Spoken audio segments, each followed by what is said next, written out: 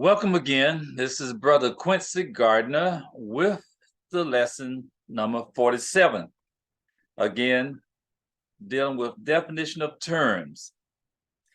And the term that we will address at this point is the term hell or Hades, Gehenna.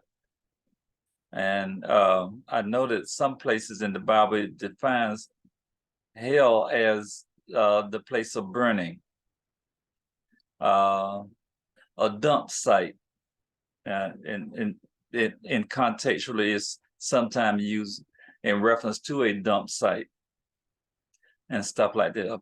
A dung hill, so to speak, a defecate hill, a waste hill.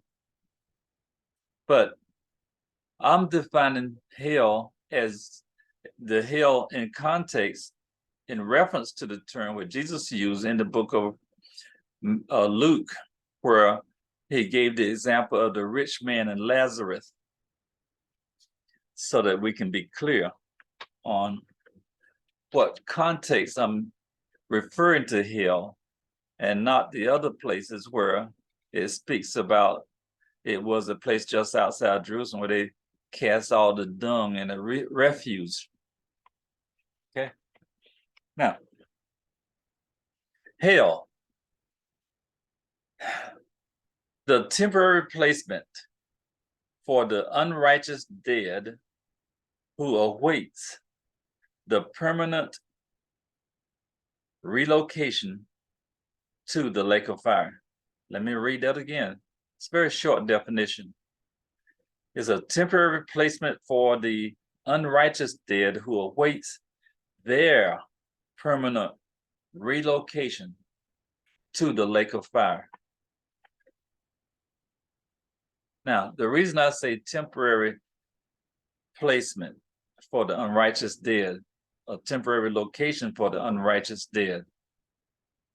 When Jesus spoke of the rich man and Lazarus, when the rich man died, when Lazarus died, he immediately went up to the place where there was comfort, what we call heaven, or and more specifically, the scripture referred to that as Abraham's bosom.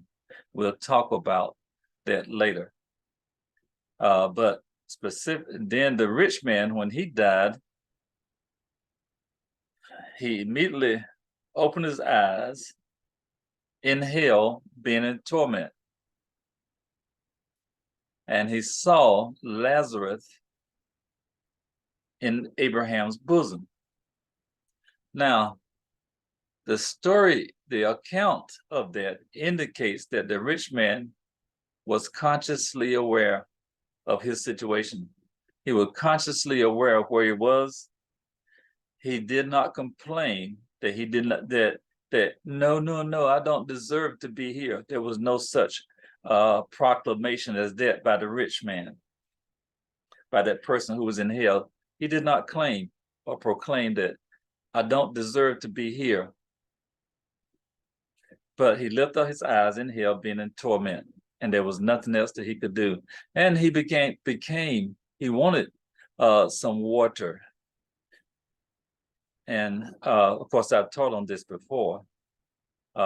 He wanted Lazarus to stick a hand in a cup of water and just touch the tongue so he can receive some relief. Now, that place of torment had to be a place that is very torturous for someone to consider just a wet finger touching their tongue would bring them a great degree of comfort. Well, he also became very concerned about his brother. He became evangelistic, if you will, at that time. He was concerned about those who was in his family. First of all, he did not want them to come to this place of torment. So then, he being consciously aware of where he was, and he being in hell in torment, then that sort of describes what hell is like. Now, later on in scripture, in the 20th chapter of Revelation, the Bible tells us that death and hell will deliver up the dead which are in them. And what that means is hell will be empty of all the dead which is in them. They will be taken out of hell and they will be cast into the lake of fire. Now, if that takes place, then that tells me that hell is only a temporary placement, a temporary place for the wicked dead. They are there right now, temporarily.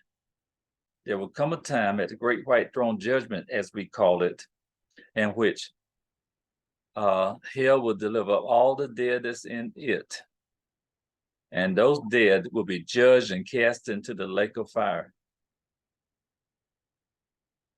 So, as I stated, it's a temporary place for the unrighteous dead as they await their permanent relocation to the lake of fire.